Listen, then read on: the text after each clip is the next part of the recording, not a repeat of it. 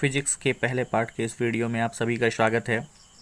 आइए देखते हैं। पहला क्वेश्चन है, किस दर्पण से हमेशा वस्तु से छोटा प्रतिबिंब प्राप्त होता है? वह कौन सा दर्पण है जिससे हमेशा वस्तु का छोटा प्रतिबिंब प्राप्त होता है? तो इसका करेक्ट आंसर जो है वह हो जाएगा, जब प्रकाश की किरण हवा से कांच में प्रवेश करती है तो मुड़ जाती है। जब प्रकाश की किरण हवा से कांच में प्रवेश करती है तो मुड़ जाती है। तो इसका करेक्ट आंसर जो है वह हो जाएगा अभिलंब के निकट। जब प्रकाश की किरण हवा से कांच में प्रवेश करती है तो वह अभिलंब के निकट मुड़ जाती है। तो ऑप्शन नंबर बी जो है वह करेक्ट आंसर हो जाएगा, क्योंकि जब प्रकाश की किरणें विरल माध्यम से सघन माध्यम में प्रवेश करती है तो अभिलंब की ओर मुड़ जाती है। अगला क्वेश्चन है, तीसरा क्वेश्चन, फोटोग्राफी कैमरा का अभिदृश्यक होता है। तो फोटोग्राफी कैमरा का जो अभिदृश्यक होता है वह किसका बना होता है? तो इसका करेक्ट आंसर जो है वह हो जाएगा उत्तल लेंस। फोटोग्राफिक कैमरा का जो अभिदृश्यक होता है वह उत्तल लेंस का बना होता है। आगे बढ़ते हैं। हमारा अगला क्वेश्चन है, साइड मिरर के रूप में प्रयुक्त होता है। साइड मिरर के रूप में किसका व्यवहार किया जाता है? तो इसका करेक्ट आंसर हो जाएगा ऑप्शन नंबर बी, उत्तल दर्पण। उत्तल दर्पण का व्यवहार जो है साइड मिरर के रूप में किया जाता है, चूँकि यह बड़ा दृष्टि क्षेत्र बनाता है इसीलिए। आगे बढ़ते हैं। हमारा पांचवा क्वेश्चन है, प्रकाश का वर्ण विक्षेपण किस उपकरण से संभव होता है? प्रकाश का जो वर्ण विक्षेपण होता है वह किसके द्वारा संभव हो सकता है? तो इसका करेक्ट आंसर जो है वह ऑप्शन नंबर सी हो जाएगा, प्रिज्म। प्रिज्म के द्वारा जो है प्रकाश का वर्ण विक्षेपण आसानी से किया जा सकता है। आगे बढ़ते हैं। हमारा छठा क्वेश्चन है, किसी उत्तल लेंस का फोकसांतर 50 सेंटीमीटर है तो उसकी क्षमता क्या होगी? यदि किसी उत्तल लेंस की फोकसांतर 50 सेंटीमीटर हो तो उस लेंस की क्षमता क्या होगी? तो इसका आंसर जो है वह ऑप्शन नंबर डी हो जाएगा, +2 डायोप्टर। आगे बढ़ते हैं। हमारा अगला क्वेश्चन है, सातवां क्वेश्चन है, किसी दर्पण से वस्तु को कहीं भी रखने से वस्तु के बराबर आकार का सीधा प्रतिबिंब बनता है तो दर्पण होगा। तो वह कौन सा दर्पण होगा? तो इस क्वेश्चन का जो करेक्ट आंसर है वह हो जाएगा हमारा ऑप्शन नंबर सी, समतल दर्पण। समतल दर्पण में किसी भी वस्तु का सीधा प्रतिबिंब बनता है और वस्तु के बराबर प्रतिबिंब प्राप्त होता है। आगे बढ़ते हैं। हमारा अगला क्वेश्चन है, आठवां क्वेश्चन, अगर किसी अवतल दर्पण की फोकस दूरी f तथा वक्रता त्रिज्या r हो तो उसके बीच क्या संबंध होता है? तो अगर किसी दर्पण की फोकस दूरी f और वक्रता त्रिज्या r हो तो उसमें संबंध होता है f बराबर r/2, यानी फोकस दूरी जो होती है वह वक्रता त्रिज्या की आधी होती है। आगे बढ़ते हैं। हमारा अगला क्वेश्चन है, नौवां क्वेश्चन, किसी गोलीय दर्पण की वक्रता त्रिज्या 50 सेंटीमीटर है तो उसकी फोकस दूरी क्या होगी? किसी गोलीय दर्पण की वक्रता त्रिज्या 50 सेंटीमीटर है तो फोकस दूरी क्या होगी? अभी हमने देखा कि हमारा जो है f बराबर r/2 होता है, यानी फोकस दूरी जो है वक्रता त्रिज्या की आधी होती है। तो यहाँ पर हमारा जो है बिल्कुल आधा कर देने से हमारा क्वेश्चन का आंसर आ जाएगा। तो इस प्रकार से हमारा जो क्वेश्चन का आंसर होगा वो होगा option number C, 25 centimetre. 25 centimetre जो है हमारा करेक्ट आंसर हो जाएगा। आगे हमारा उत्तल लेंस की फोकस दूरी होती है। उत्तल लेंस जो होती है उसकी फोकस दूरी कैसी होती है? तो इसका जो करेक्ट आंसर है वह हमारा हो जाएगा ऑप्शन नंबर ए, +VE, यानी कि हम कह सकते हैं उत्तल लेंस की फोकस दूरी जो होती है हमेशा धनात्मक होती है, क्योंकि इसकी जो फोकस होती है वह किरणों के वास्तविक कटान से बनती है। जैसा कि यहाँ देख सकते हैं हमारा एक उत्तल लेंस है। जब हम मुख्य अक्ष के समांतर किरण गुजारते हैं तो यह अपवर्तन के बाद जो है कटती हुई प्रतीत होती है वास्तविक रूप से। इस प्रकार से इसका जो फोकस दूरी होता है वह धनात्मक होता है। आगे बढ़ते हैं। 11वां क्वेश्चन है, अवतल दर्पण से परावर्तन के बाद किरण किस बिंदु से गुजरता है? तो अवतल दर्पण से परावर्तन के बाद जो है किरण जो है किस बिंदु से होकर के गुजरता है? तो इस क्वेश्चन का जो करेक्ट आंसर है वह हो जाएगा बी, फोकस से होकर गुजरता है। तो कहाँ से गुजरता है? तो फोकस से होकर गुजरता है। आगे बढ़ते हैं। हमारा अगला क्वेश्चन है 12वां क्वेश्चन, दाढ़ी बनाने में कौन सा दर्पण उपयुक्त होता है, यानी दाढ़ी बनाने के लिए जो है किस दर्पण का उपयोग किया जाता है। तो हमारा जो करेक्ट आंसर है वह हो जाएगा ऑप्शन नंबर सी, अवतल दर्पण। अवतल दर्पण का व्यवहार दाढ़ी बनाने के लिए किया जाता है, क्योंकि किसी भी वस्तु का इसमें बड़ा प्रतिबिंब दिखाई देता है। आगे बढ़ते हैं, हमारा अगला क्वेश्चन है, किसी माध्यम के अपवर्तनांक का मान होता है। तो किसी माध्यम के अपवर्तनांक का मान क्या होता है। तो यहाँ पर हमारा जो है मिसप्रिंट की वजह से ऑप्शन मिसिंग हो गया है, तो मैं आप लोगों को बता देता हूँ।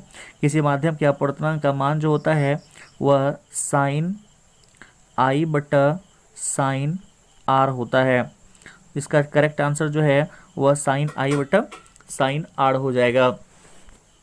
आगे बढ़ते हैं, हमारा अगला क्वेश्चन है 14वां क्वेश्चन, किस दर्पण से वस्तु का बड़ा प्रतिबिंब बनता है। तो किस दर्पण के द्वारा जो है वस्तु का बड़ा प्रतिबिंब बनता है। तो हमारा करेक्ट आंसर जो है वह हो जाएगा अवतल दर्पण। अवतल दर्पण में किसी वस्तु का जो है बड़ा प्रतिबिंब बनता है। आगे बढ़ते हैं, हमारा अगला क्वेश्चन है 15वां क्वेश्चन, दो डायोप्टर क्षमता वाले लेंस की फोकसांतर होता है।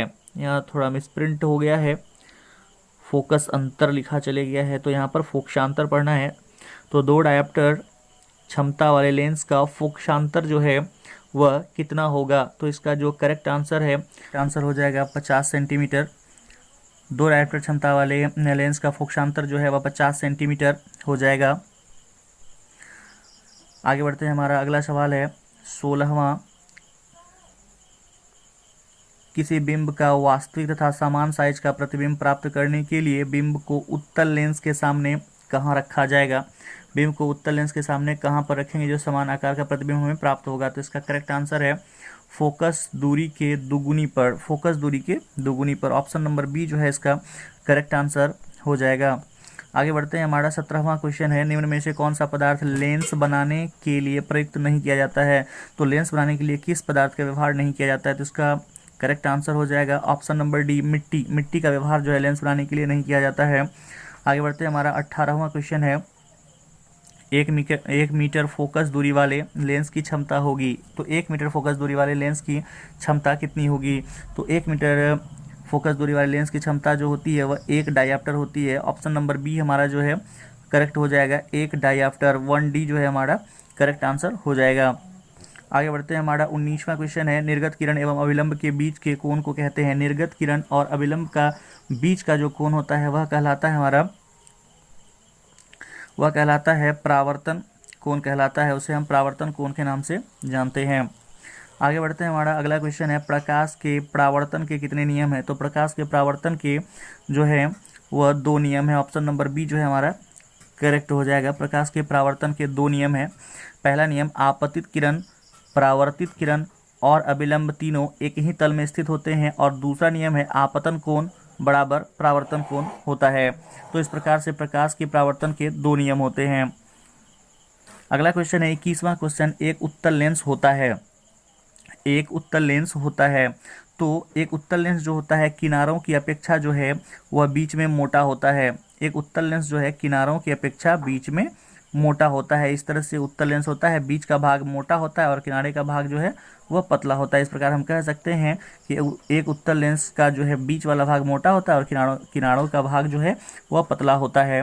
आगे बढ़ते हैं, हमारा अगला क्वेश्चन है 22वां क्वेश्चन है, सरल सूक्ष्मदर्शी में किसका उपयोग होता है। तो सरल सूक्ष्मदर्शी में जो है किसका उपयोग किया जाता है। तो इसका करेक्ट आंसर हो जाएगा, इसका जो करेक्ट आंसर है वो हो जाएगा उत्तल लेंस का। उत्तल लेंस का व्यवहार किया जाता है। सरल सूक्ष्मदर्शी में जो है उत्तल लेंस का व्यवहार किया जाता है। आगे बढ़ते हैं,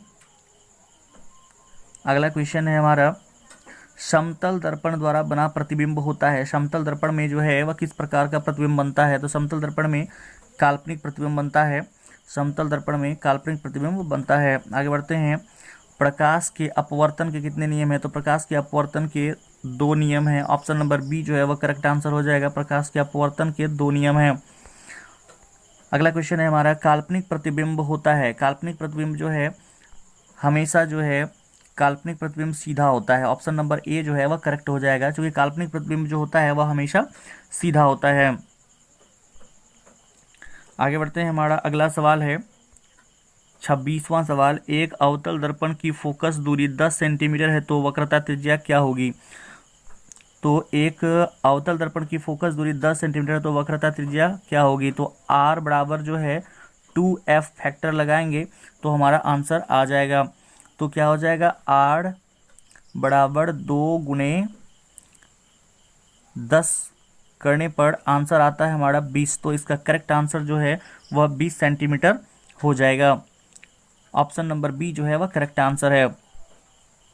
आगे बढ़ते हैं, किस लेंस द्वारा सिर्फ काल्पनिक प्रतिबिंब बनता है। यह मिसप्रिंट हो चुका है थोड़ा, तो यहाँ पर याद रखना है, किस लेंस द्वारा सिर्फ काल्पनिक प्रतिबिंब बनता है। तो इसका आंसर याद रखना है। अगला क्वेश्चन है, लेंस में मुख्य फोकस की संख्या होती है। तो लेंस में मुख्य फोकस की संख्या जो होती है वह 2 होती है। लेंस में मुख्य फोकस की संख्या कितनी होती है, तो 2 होती है। आगे बढ़ते हैं, हमारा अगला सवाल है 29वां सवाल। सर्च लाइट का परावर्तक सतह होता है। तो सर्च लाइट का परावर्तक सतह जो है वह अवतल दर्पण का बना होता है। सर्च लाइट का परावर्तक सतह अवतल दर्पण का बना होता है। अगला है हमारा 30वां सवाल। प्रकाश की किरणें गमन करती है। प्रकाश की किरणें जो है हमेशा सीधी रेखा में गमन करती है, अतः हमारा जो है option number A correct answer हो जाएगा। प्रकाश की किरणें हमेशा सीधी रेखा में गमन करती है। 31वां क्वेश्चन है, परावर्तन के नियम से निर्धारित होता है। तो परावर्तन के नियम से निर्धारित होता है कि हमारा आपतन कोण परावर्तन कोण के बराबर होता है। तो आपतन कोण परावर्तन कोण के बराबर होता है। कोण आई जो है वह बराबर होता है कोण आर के, यानी आपतन कोण और परावर्तन कोण आपस में बराबर होते हैं परावर्तन के। ये दूसरे नियम के तहत आते हैं। आगे बढ़ते हैं, हमारा अगला क्वेश्चन है 32वां क्वेश्चन है, निर्वात में प्रकाश होती है। तो निर्वात में प्रकाश की चाल जो होती है वह 3 लाख किलोमीटर प्रति सेकेंड होती है। 3 लाख किलोमीटर प्रति सेकेंड होती है। 3 लाख किलोमीटर प्रति सेकेंड होती है। 3 लाख किलोमीटर प्रति सेकेंड होती है, जिसे 3 गुने 10 पर पावर 5 किलोमीटर प्रति सेकेंड भी बोला जा सकता है। आगे बढ़ते हैं, हमारा अगला क्वेश्चन है, अवतल दर्पण की फोकस दूरी वक्रता त्रिज्या की होती है। तो अवतल दर्पण की फोकस दूरी वक्रता त्रिज्या की आधी होती है। अवतल दर्पण की फोकस दूरी जो है वक्रता त्रिज्या की आधी होती है, जिसे हम f बराबर r/2 कह सकते हैं। f बराबर r/2 हम कह सकते हैं। तो फोकस दूरी जो है वह वक्रता त्रिज्या की आधी होती है। आगे बढ़ते हैं, हमारा अगला सवाल है, लेंस की क्षमता का SI मात्रक होता है। तो लेंस की क्षमता का SI मात्रक जो होता है मीटर पर पावर -1 होता है। लेंस की क्षमता का SI मात्रक जो है मीटर पर पावर -1 होता है। इसे डायप्टर भी कहा जाता है, जिसे डी से सूचित किया जाता है। इसे डायप्टर भी कहा जाता है, जिसे हम लोग डी से सूचित कर सकते हैं। आगे बढ़ते हैं, हमारा अगला क्वेश्चन है, प्रतिबिंब का आकार हमेशा वस्तु के बराबर हो तो दर्पण होगा। अगर प्रतिबिंब का आकार वस्तु के बराबर होगा तो वह हमारा कौन सा दर्पण होगा। तो हमारा इसका करेक्ट आंसर जो है वह हो जाएगा समतल दर्पण। वह दर्पण हमारा समतल होगा। आगे बढ़ते हैं, हमारा अगला क्वेश्चन है 36वां क्वेश्चन है, दंत विशेषज्ञ किस दर्पण का उपयोग मरीजों के दांतों का बड़ा प्रतिबिंब देखने के लिए करता है। तो इसका करेक्ट आंसर जो है वह हो जाएगा अवतल दर्पण। अवतल दर्पण में वस्तु का बड़ा प्रतिबिंब बनता है, अतः दंत विशेषज्ञ दांतों का बड़ा प्रतिबिंब देखने के लिए जो है अवतल दर्पण का व्यवहार करते हैं। आगे बढ़ते हैं, हमारा 37वां क्वेश्चन है, कौन सा लेंस अपसारी लेंस कहलाता है। तो किस लेंस को अपसारी लेंस हम कह सकते हैं। तो हमारा जो करेक्ट आंसर है वह हो जाएगा उत्तल लेंस। उत्तल लेंस को अपसारी लेंस कहा जाता है। उत्तल लेंस जो है हमारा वह अपसारी लेंस कहलाता है। आगे बढ़ते हैं, 38वां क्वेश्चन है हमारा, गोलीय दर्पण के परावर्तक पृष्ठ की वृत्ताकार सीमा रेखा का व्यास कहलाता है। तो इसका जो करेक्ट आंसर हो जाएगा वह हो जाएगा गोलीय दर्पण का जो द्वारक होता है उसे ही वृत्ताकार सीमा रेखा का व्यास कह सकते हैं। तो इस प्रकार से हमारा ऑप्शन नंबर डी जो है वह करेक्ट आंसर हो जाएगा। आगे बढ़ते हैं, हमारा 39वां क्वेश्चन है, निम्नलिखित में से कौन सा उत्तल दर्पण की फोकस दूरी है जिसकी वक्रता त्रिज्या 32 सेंटीमीटर है। तो जिसकी वक्रता त्रिज्या 32 सेंटीमीटर है तो उसकी फोकस दूरी कैसे निकालेंगे। तो वक्रता त्रिज्या अर्थात r बराबर दिया हुआ है 32 सेंटीमीटर दिया हुआ है, तो हमें फोकस दूरी निकालनी है। तो क्या होता है, f बराबर r/2 होता है 32 का, हमें आधा कर देना है, तो हमारा आंसर जो है वह 16 आ जाएगा। तो इस प्रकार हमारा ऑप्शन नंबर सी जो है करेक्ट आंसर हो जाएगा, +16 फोकस दूरी होगी। आगे बढ़ते हैं, हमारा अगला क्वेश्चन है 40वां क्वेश्चन है, यदि किसी बिंब का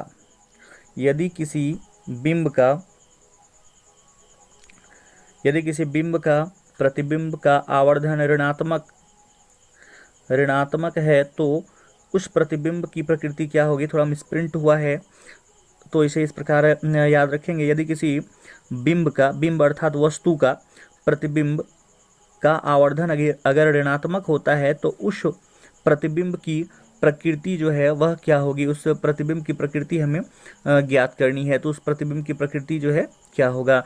तो इसका जो करेक्ट आंसर है वह हो जाएगा हमारा ऑप्शन नंबर ए, वास्तविक और उल्टा होगा। यदि किसी बिंब अर्थात वस्तु का प्रतिबिंब का आवर्धन अगर ऋणात्मक आता है, माइनस मान लिए हुए आता है, तो उस वस्तु का प्रकृति जो है वह वास्तविक और उल्टा, वस्तु के प्रतिबिंब की प्रकृति जो है वह वास्तविक और उल्टा होगा।